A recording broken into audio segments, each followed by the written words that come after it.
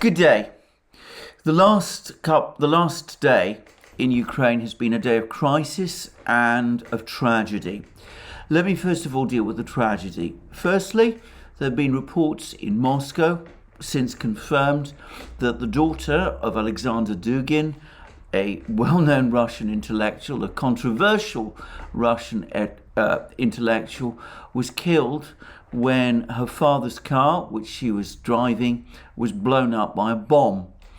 Now, it's widely assumed that the target was the father, Alexander Dugin, and it's also widely assumed by many people that this was somehow connected with the war in Ukraine. Dugin has, of course, been outspoken in his support of the Russian special operation in Ukraine, and he has often said many things about Ukraine, which many people, by the way, myself included, felt went altogether too far. But his daughter is a completely innocent victim and was obviously not Alexander Dugin.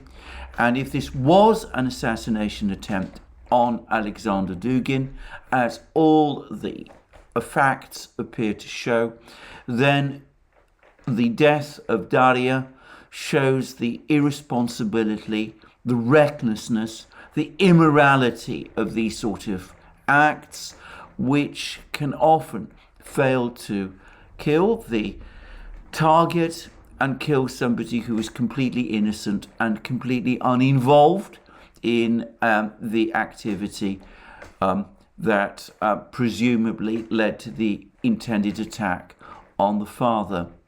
In saying this, I want to make it absolutely clear that even if the attack had been successful, even if it had indeed been Dugin who had been killed, it would still, in my opinion, have been completely and totally wrong.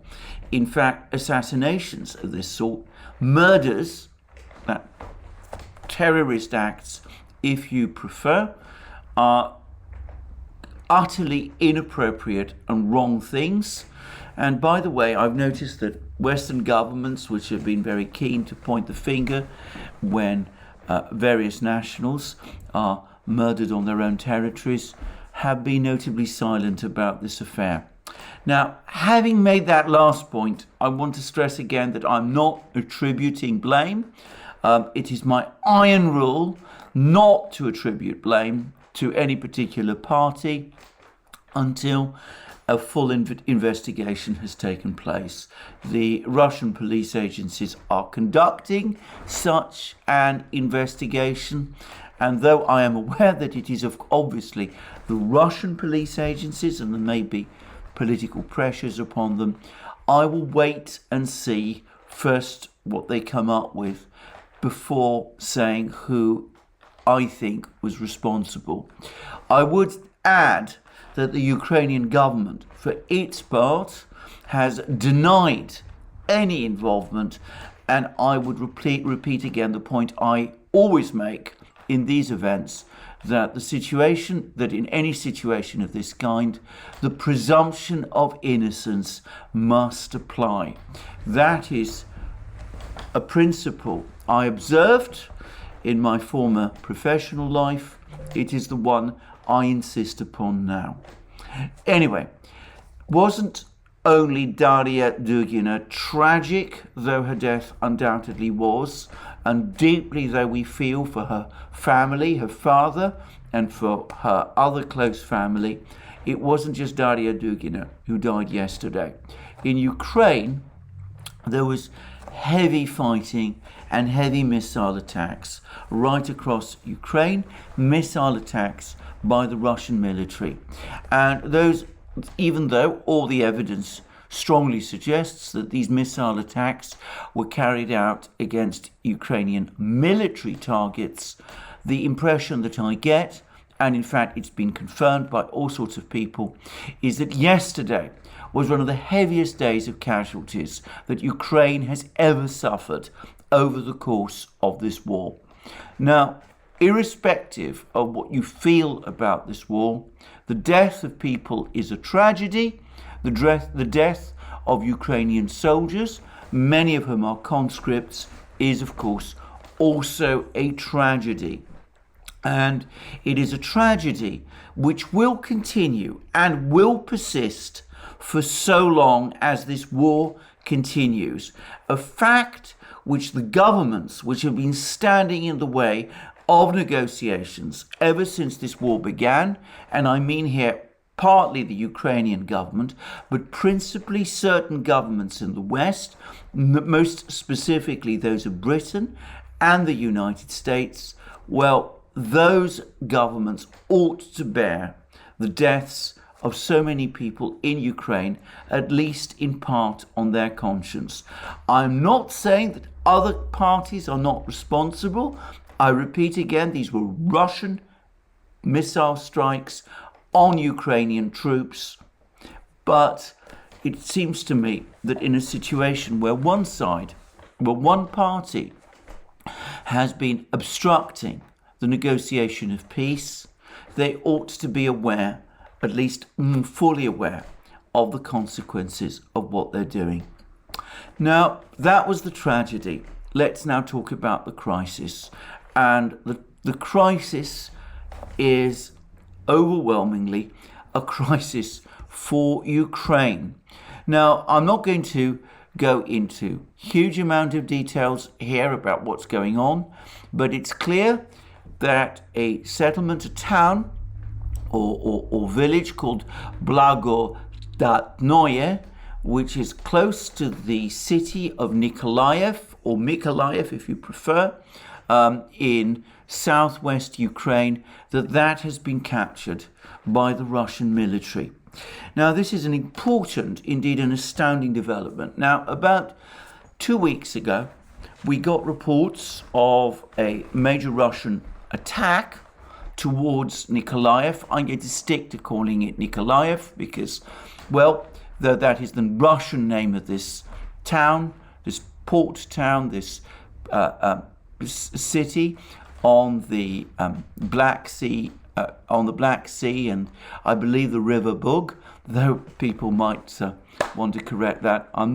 Geography has never been my particular strong point, but anyway, I will call it Nikolayev because that is the name I've always known this city by throughout my adult life, and it's an important city. It's a city that, as I understand it, was largely built on the initiative of Catherine the Great of Russia when the Russians conquered this territory from the Ottomans in the late 18th century. A giant shipyard was built there, which is active both during the Tsarist era and during the Soviet era, and where the Soviet Union was building its aircraft carriers at the time when the Soviet Union broke up. It's also the capital of its region, Nikolayev region, and it's also the major city between Kherson and Odessa as you advance from Kherson west towards Odessa. So it's an important city. And as I said, about 2 weeks ago, even as all of us were waiting at that time for evidence of this Kherson counteroffensive that the Ukrainians had been incessantly talking about, we learned that the Russians had launched some sort of ground operation towards Nikolayev. And perhaps it's important to say at this point that even before this ground operation was launched, advanced Russian units were already stationed about 15 kilometers from Nikolayev. They had already got very close to Nikolayev much earlier in the war. They dug in their positions there. They'd not made any further advances towards Nikolayev, though Nikolayev has been repeatedly and heavily shelled by Russian missile artillery ever since the early stages of the war. Now, we heard a lot about that ground operation by the Russians about 2 weeks ago, and then all news about it ceased. We heard nothing more. And One Western journalist, the British journalist James Meek, travelled to Nikolayev. He gave a long account of his experiences there for the London Review of Books, but he didn't mention any Russian advance on Nikolayev. He spoke about the situation in Nikolayev being very calm. Now, it may be that he actually visited Nikolayev before this Russian ground operation began. Now, suddenly, out of the blue, a few hours ago, the Ukrainian High Command, and it's perhaps important to stress here that we are talking about the Ukrainian High Command, suddenly informed us that this place, Blagodatnoye, had been captured by the Russians. Now, that is an important development. Now, I understand that Blagodatnoye is practically a suburb of Nikolayev, and it means that the Russians are now closing fast, or appear to be closing fast, on Nikolayev, and there's also reports that they've been shelling the Varvarsky Bridge, which connects Nikolayev to Ukrainian-controlled territory. And of course, if this bridge is destroyed, then it's quite likely that Nikolayev itself could be cut off from resupply. Now, it's very difficult to assess what is going on in this area. I'd assumed that because we hadn't heard for something like 2 weeks about this Russian advance towards Nikolayev, that it had really been all a feint and that it was not really being conducted with any further vigor by the Russians. And it is indeed the case that the Russians have conducted this entire operation towards Nikolayev with extreme secrecy. It was Ukraine, the Ukrainian General Staff, which most unusually first announced the fall of this settlement or suburb. The Russian Ministry of Defense then confirmed the news a short time later. Now, that suggests that Ukrainian defenses in this area are now facing some sort of crisis. And it also suggests that this ground operation that the Russians launched was not a feint, that it was a very real operation, and that it has been making progress, though progress that has been completely unannounced. Now, that perhaps is not entirely surprising. Most of the Russian journalists who are covering this war are based in the Donbass, far away from this fighting in Nikolayev. And moreover, the troops who are conducting this advance on Nikolayev are Russian regular troops, mainly, it seems, Russian airborne forces, in other words, paratroopers. And of course, they're under very strict discipline.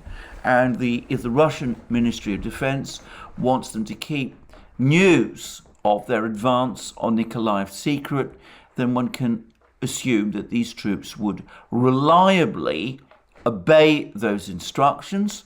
Russian troops anyway go into battle. When they go into battle, they're required to hand over to their commanders their mobile phones. So you don't have this constant trickle of information that you get from the militias, the Donbass militias that are doing much of the infantry fighting in Donbass. And the result is that we've had this sudden information, this news, that the Battle of Nikolayev might be going more critically for Ukraine than we'd realized, and that the situation for Ukraine around Nikolayev might be becoming extremely dangerous indeed.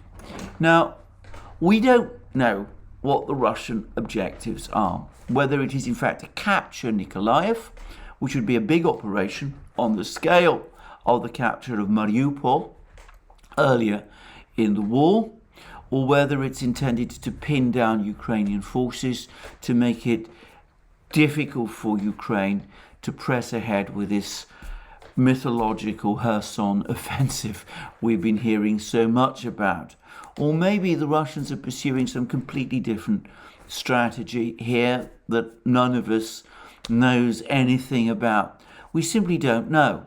But there are some telltale signs that things perhaps are pointing more to the most aggressive of those scenarios. In other words, some Russian plan possibly to capture Nikolayev itself. Firstly, Nikolayev itself has been for weeks now the target of relentless Russian missile strikes. There's been very, very heavy Russian attacks on Ukrainian troops and military formations located in and around Nikolayev, and this has been a constant fact. And it might suggest that the situation of those Ukrainian troops has been made particularly dangerous because the Russians are softening them up in preparation for some kind of strike on Nikolayev itself. And there was something else which happened about a week ago, which is that the governor of Nikolayev, a gentleman called Kim, imposed what was in effect a lockdown on the city and had a sweep carried out to try and find people that he said were Russian spies operating in the city. And this is an odd event. Some people thought that it might be a sign that the Ukrainians were about to launch their Kherson counteroffensive, and that the Ukrainians were becoming concerned that the Russians were getting information about their troop movements in advance of that Kherson counteroffensive. But looking back, it seems more likely that that lockdown and that search, which went on for about 3 days, by the way, was carried out because Kim and the Ukrainian command were becoming increasingly worried that the Russians were getting information from inside about the state of Ukrainian defenses in Nikolayev. And there may be a third telltale sign that things in this part of Ukraine are becoming much more critical for Ukraine than we yet really know.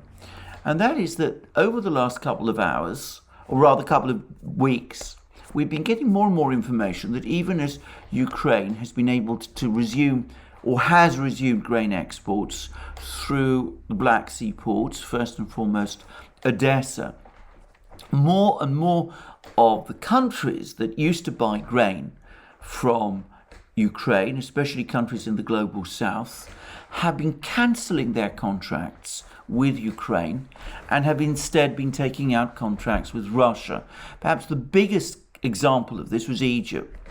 Now, I have to say I was a bit puzzled by this, because I would have thought that in a time of crisis, the country's food crisis, food emergency, governments around the global south especially, would be taking grain from wherever it could come.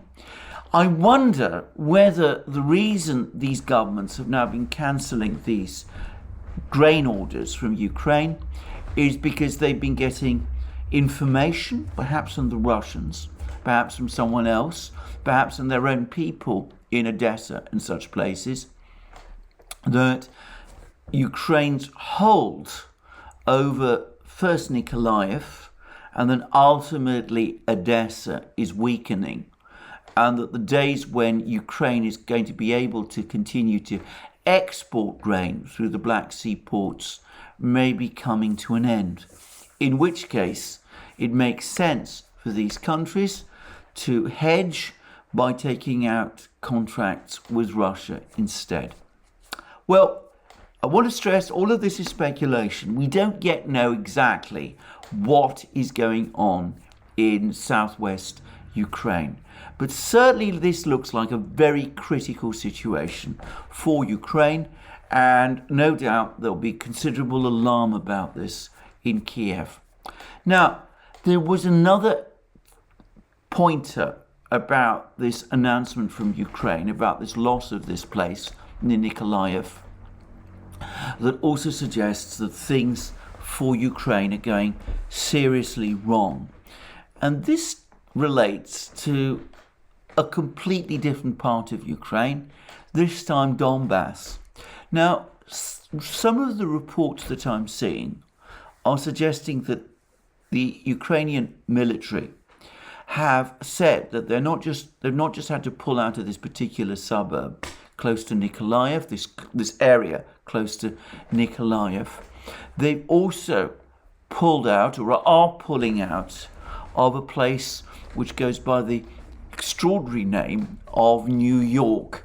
Now, that is its actual name. It was a group of settlements in Donbass, which was renamed New York, presumably in tribute to the US city, by the Ukrainian government some years ago as part of what it calls its decommunization measures. Anyway, regardless of that, it has been another major fortified area near Donetsk city.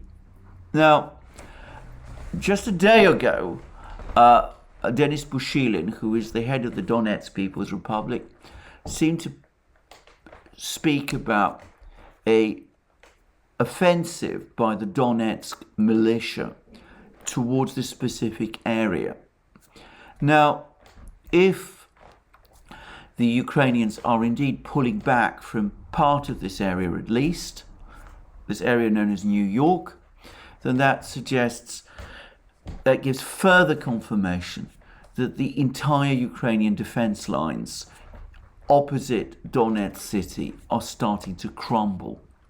And I wonder whether partly the reason is that we are now getting more information that the Russian advance on Ugledar is this place in southwest Donetsk region. It's a fairly well fortified town, whether the pressure there is mounting and whether the Ukrainians are worried that Ugledar itself is about to fall. Now, Ugledar is located some distance from this area of Donetsk that we're talking about, but it is a major transport artery. It sits on a major road, and it could very well be that the Ukrainians are beginning to worry about the resupply of their troops opposite Donetsk city. There's also some indications that the Russians are pressing further towards encircling Ukrainian troops in this area close to Donetsk city, that they're pressing also to encircle Avdiivka as well, which is this other, perhaps the most heavily fortified point of all, and it's the point from which much of the shelling of Donetsk city is taking place. Now, I have to say that whilst there is no doubt at all about the capture of this place near Nikolayev, I'm not so sure about what's actually going on in this area called New York near Donetsk city. So it could be that we're going a bit ahead of ourselves. But anyway, the cumulative impression is of a deteriorating situation, a suddenly deteriorating situation for Ukraine in their front lines around Donetsk, near Donetsk city, as well as in Nikolayev. And of course, all of this is happening in conjunction with further reports of further pressure by the Russians in other places. They're continuing to hammer away at Soledar. They're capturing apparently more areas southwest of Bakhmut city. They're now apparently making significant advances south of ETHEREUM, which is a city in southern Kharkiv region, which is an area which is important for the Russians in order to advance on Slavyansk, this northern part of the Slavyansk-Kramatorsk conurbation, if you like, which is probably the largest major concentration of Ukrainian forces in Donbass. And of course, we're also getting more reports of more Russian advances in Kharkiv region. And by the way, those Russian missile attacks I was talking about towards, which have caused so many losses for Ukraine over the last 24 hours, most of them seem to have been concentrated, many of them seem to have been concentrated on attacking, on doing serious damage to Ukrainian military formations that are being rushed to Kharkiv region as that advance northwest of Russian advance northwest from Kharkiv region, from Kharkiv city, apparently continues. So overall, one gets a sense of deepening crisis. It's not easy to get all the details. Some of the information is still very garbled, and as I've said previously, the Russians are keeping very tight-lipped about some of the things that are going on. But again, it's important to stress that the fall of this place near Nikolayev was confirmed first by Ukraine, so that piece of information is indisputable. Meanwhile, we have more Ukrainian drone attacks on Crimea, and perhaps unsurprisingly, that seems to be what the Western media seems to have been focusing principally on. Now, I'm going to say a few things about this. I get the distinct impression that most of these attacks now are not just drone attacks, that's now been effectively confirmed, but they've been drone attacks which I'm increasingly coming to the view are being directed from Ukrainian-controlled territory. None of the drones have managed to get through, and the indications increasingly are that Russian air defenses are succeeding in shooting down these drones. Now, the assumption is that these drones are probing Russian air defenses in Crimea in preparation for heavier Ukrainian strikes, perhaps with ATACMS missiles when they eventually arrive in Ukraine, or perhaps with some of the air-launched missiles that Ukraine is now receiving from the United States. But it could also be that these drone strikes are in some way connected to the latest failures, the latest problems Ukraine is experiencing in Nikolayev. Who knows? All we can say is that so far they've been unsuccessful, and perhaps they don't justify some of this very heavy media coverage that they've been getting in the West. So, by the way, and for the record, it seems that the drones that have been shot down, some of them near Sevastopol, were shot down by the Russian Pantsir point defense system, which uses guns and missiles, and which is specifically designed, amongst its many other features, to shoot down drones in this kind of way. It's done so regularly over the course of the Syrian conflict, for example. Well, there's been more news. The Russian Defense Minister, Sergei Shoigu, has been touring the exhibition of captured Ukrainian weapon systems that's been on display in Moscow. He's talked about the extraordinary effectiveness of Russia's fifth generation jet, the Sukhoi 57, which the Russians confirmed some time ago has been operating over the skies of Ukraine. We don't know very much about what it's doing, but anyway, for what it's worth, Shoigu said that whatever it is doing, it's doing supremely well. Shoigu also dropped for the first time some very heavy hints that the Russians have indeed managed to obtain possession of a complete HIMARS system and of a complete Caesar howitzer. He didn't definitely say that, but he said that the Russians are now busy carrying out examinations of weapon systems, and he specifically referred to the HIMARS, and he spoke about it in a way that did seem to suggest that the Russians have a system like that in their actual physical possession. I don't know whether that's true or not. It falls well short of confirmation, but it's the closest hint from a Russian source that may suggest that something like that might indeed have happened. And in addition, we've also learned that a senior Ukrainian officer, a member of the SBU, committed suicide in somewhat murky circumstances. Again, we don't know why, but I do wonder whether perhaps it's got something to do with the fact that weapon systems, sensitive weapon systems like the HIMARS, possibly are finding their way into Russian possession. Who's to know? Anyway, I wanted, before I finish with this video, to briefly return to that Financial Times editorial that I discussed yesterday. Now, if you remember, in my video yesterday, I mentioned an article in the Financial Times which spoke about by Professor Helen Thompson of Cambridge University, which spoke about the energy crisis and which seemed to suggest that the West will suffer serious damage to its societies unless it comes to some sort of a deal with the Russians over the next few months.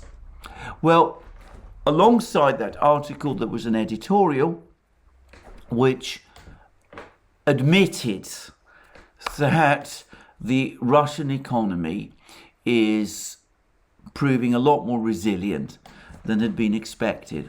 But there was one strange point in this editorial, this Financial Times editorial, which to my mind seemed to me to point to the quality of desperation that must be increasingly gaining hold in Western capitals. It spoke about, it says the following: sanctions were never likely to lead to an immediate collapse of the Russian economy. Well, we know that wasn't what was being said at the beginning. I remember even the French finance minister at one point saying that the purpose of the sanctions was to destroy the Russian economy, even though he then pulled back and retracted that after coming in for a storm of criticism. And the editorial then goes on to say the Western measures are a tightening noose and the costs for Russia will accumulate. And then it goes on to say this: Western democracies will have to persevere. They still need to do more to shrink Russia's energy revenues while tweaking the design of a coming EU oil embargo to ensure it does not hurt the democratic world more than Moscow. They must better prepare their populations through messaging and direct support for energy price rises, and step up efforts to dissuade Beijing, Delhi and Ankara from helping Moscow to weather sanctions. Now, it's the last part of this that really stands out to me. Step up efforts to dissuade Beijing, Delhi and Ankara from helping Moscow to weather sanctions. How does one do that? They've already been trying to do that for months, ever since the sanctions were first imposed. I mean, the Chinese have said no. There's now reports that Putin and Xi Jinping are going to meet soon in Samarkand, and they'll probably also be going to meet at the G20 summit meeting in Jakarta. The Chinese have been increasingly outspoken in their support for Russia over the course of this conflict in Ukraine, and the Chinese have already been speaking quite openly about the fact that they blame the West for the crisis in Ukraine. Delhi has been stepping up its imports of Russian oil and has made it very clear that it's not interested in reversing that. And of course, Turkey has just done a huge economic deal with Russia. So how do you come round now and write an editorial and say that the West must step up efforts to dissuade Beijing, Delhi and Ankara from helping Moscow to weather the sanctions? I mean, it's an utterly ludicrous thing to say in an editorial like this. And to my mind, again, it speaks of the utter desperation that there is in the West as the sanctions, far from achieving their objective, have backfired spectacularly on the West itself. Anyway, there we are. A day of tragedy, a day of crisis, a day of illusions still on the part of people, the editorial writers perhaps in the Financial Times, though in fairness that editorial was written about 2 days ago. So I won't harp on what I've said already, but it does seem to me that reality needs to come home. People need to start thinking hard about what to do to bring this war to an end. I understand that at the United Nations, an African delegate, I believe he was Nigeria, actually said that the thing he simply couldn't understand is why Western governments were doing nothing, making no diplomatic effort to try to bring the war. And he seemed to suggest that this was a major factor in alienating the global South. Well, people in Western capitals perhaps need to look at this, perhaps they need to rethink the situation, and they need to do so urgently. Whether they will, of course, is another matter. But there we are, a day of crisis, a day of tragedy, perhaps a day of disaster, days of disaster in Ukraine to come, unless this war is brought to an end soon. Well, that's me for the day. More from me obviously soon. Remember, you can find us on other platforms, Locals, Rumble, ODYSEE and Telegram.